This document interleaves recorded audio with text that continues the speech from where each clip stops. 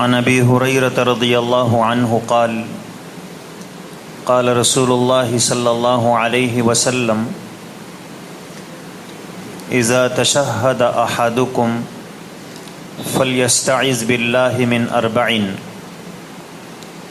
یقول اللہم انی اعوذ بک من عذاب جہنم ومن عذاب القبر ومن فتنة المحیا والممات ومن شر فتنة المسیح الدجال۔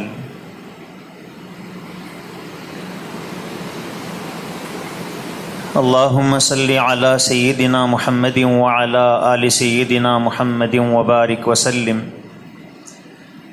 اللہم صلی علی سیدنا محمد وعلی آل سیدنا محمد وبارک وسلم۔ اللہم صلی علی سیدنا محمد وعلی آل سیدنا محمد وبارک وسلم۔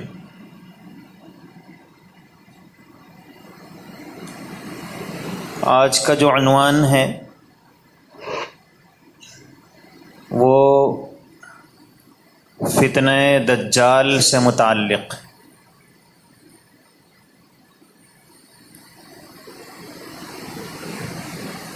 دجال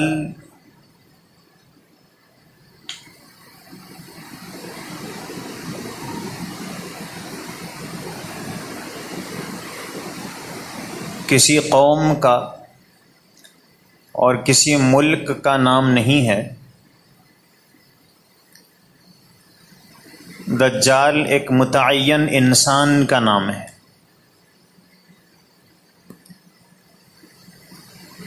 اور اللہ کے رسول صلی اللہ علیہ وسلم نے ارشاد فرمایا،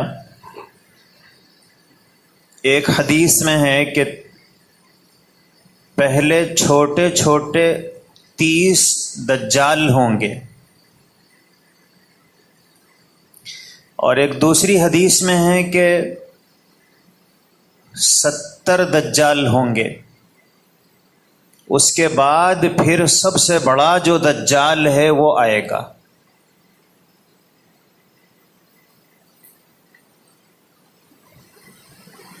تو ایک حدیث میں 30 اور ایک میں 70 کا تذکرہ۔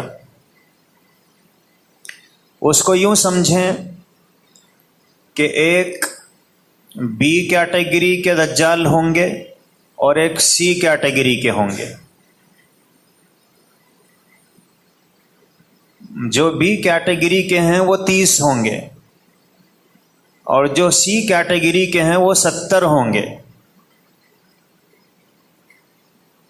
اور سب سے بڑا جو ہے وہ ایک ہوگا۔ اللہ کے رسول صلی اللہ علیہ وسلم نے فرمایا کہ دجال انسان ہے اور یہودی ہے۔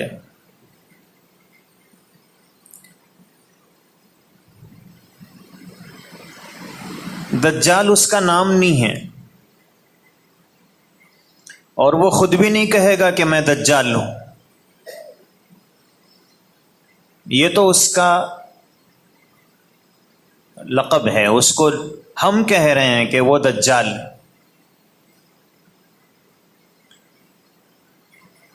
دجال دجل سے بنا ہوا ہے، اور اس کے معنی ہے دھوکہ دینے والا۔ البتہ حدیث میں اس کی کنیت کا تذکرہ ہے کہ ابو یوسف اس کی کنیت ہوگی۔ عربوں میں بیٹے کے نام سے والد کے پکارنے کا رواج ہے۔ تو اس کی کنیت ابو یوسف ہوگی۔